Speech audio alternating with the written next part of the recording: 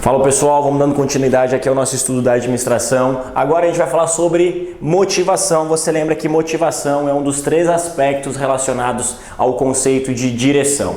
Importante, como nós estamos aqui na aula de administração, você já estava sentindo falta dos conceitos. Então o conceito de administração é o seguinte: são as causas, os motivos e as razões responsáveis pela direção, intensidade e persistência do comportamento humano.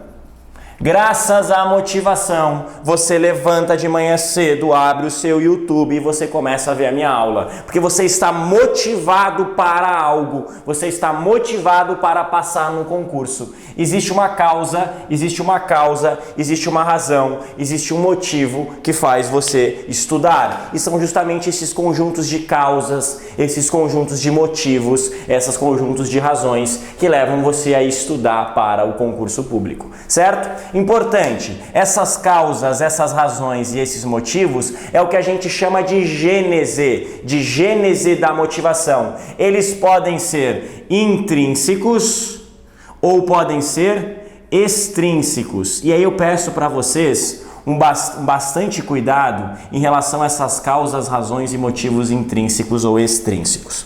Vou dar um exemplo e depois a gente vai discutir sobre o exemplo. Existem 2 causas. Perceba, causa, razão e motivo são aspectos pelos quais você fica motivado, ok? Ok, vamos dar sequência. Se você sente fome, fome é algo interno do próprio ser humano. Fome é algo fisiológico, é o que a gente chama de uma necessidade fisiológica. Então, fome é uma causa, uma razão, um motivo intrínseco, responsável pela direção, intensidade e persistência do seu comportamento humano, aí no caso de comer, de se alimentar. Sede, vontade de ir ao banheiro, tantas outras necessidades que nós temos, intrínsecas. Agora o exemplo, por exemplo, casar. Casar é algo imposto pelo meio, Perceba, existe uma religião que norteia algumas condutas nossas, mas nada obriga que você, para ficar junto de alguém, tenha que se casar. Agora a religião faz com que nós busquemos o casamento. Então é uma causa, uma razão e um motivo responsável pela sua motivação extrínseca. Então, intrínseca você anota como do próprio ser, e extrínseca do meio, algo imposto, algo estabelecido pelo meio, próprio ser e meio. O importante, pessoal, é que isso é a gênese, porém a motivação depende de cada indivíduo. Marco, não entendi. Vamos lá, exemplo, você está lá numa aula de RPM. Para quem não acompanha o que é uma aula de RPM, é aquela aula onde o professor pedala numa bicicleta parada. E aí você já começa a lembrar, se você não está vendo o que é, abre ali o Google e coloca aula de RPM e você vai ver uma galera de lycra ali pedalando em cima de uma bicicleta. Isso é uma aula de RPM. Aí você começa lá, a aula de RPM de manhã cedo, você saiu da cama para ouvir o professor gritando. E como todo professor de musculação, de aula de academia, ele é extremamente empolgado, ele é extremamente motivado. Aí você, o professor começa a gritar, vamos, sobe, pedala, mais forte, aumenta a carga. Você percebe que o professor gritando é algo estabelecido pela aquele meio maluco que é a aula de RPM. Porém, algumas pessoas, alguns indivíduos vão continuar pedalando e vão se sentir, nossa, extremamente motivados.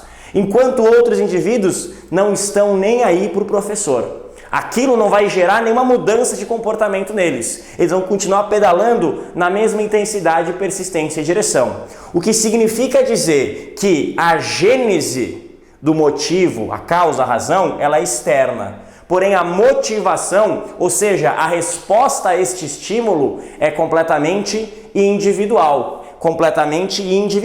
Então, a motivação depende de cada ser.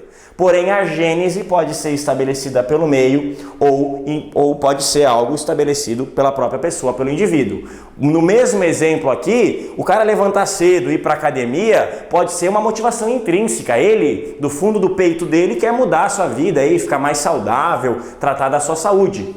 Agora, lá, o cara começar a gritar para ele, é o meio, certo? É graças ao meio que ele está, no caso, o meio está estimulando ele, mas não necessariamente o estímulo do meio vai motivar ele. Então, bastante cuidado, distingua o que é gênese da motivação e o que é motivação em si. Cuidado com isso, as bancas gostam bastante de confundir isso. Importante, pessoal, o que é direção? Direção é a rota, a direção dos estudos. Você estuda, estudar é uma rota, é um caminho que você persegue, é um caminho que você escolheu, é uma estratégia. Então, responsável pela rota que você seleciona.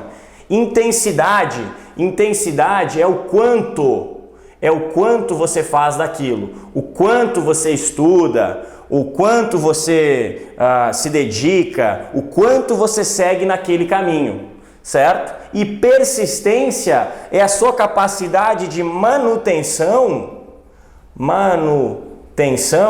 da rota. Persistir significa se sobrepor às forças contrárias ao exercício da atividade. Persistir significa se sobrepor às forças contrárias à atividade. Quando chamam você para sair, você fica em casa. Quando você tem vontade de dormir, você continua estudando. Isso é persistência. Perfeito. Agora, direção, intensidade e persistência são sempre iguais? Você sempre acorda igualmente motivado, igualmente empolgado com as atividades? Não. Em determinado momento você está mais empolgado, em determinado momento você está menos empolgado. Esse mais ou menos empolgado significa dizer que a motivação varia de indivíduo para indivíduo e de períodos em períodos. O que significa dizer que a motivação não é um elemento inerte à realidade, certo? Então, percebe que às vezes o que falta é um estímulo, às vezes o próprio indivíduo não está tão receptivo para a motivação. Então, existem alterações na sua direção, intensidade e persistência, certo? Para fechar, voltando ao conceito do que é motivação. Motivação é o conjunto de causas, razões e motivos que são responsáveis pela direção, intensidade e persistência do comportamento humano, certo? Importante, você não vai ver cadeira motivada a ser confortável, lápis motivado a escrever melhor. Nós estamos falando de comportamento humano, certo, pessoal? Show de bola! Continue com a gente que na próxima a gente fala sobre ciclo motivacional. Até mais!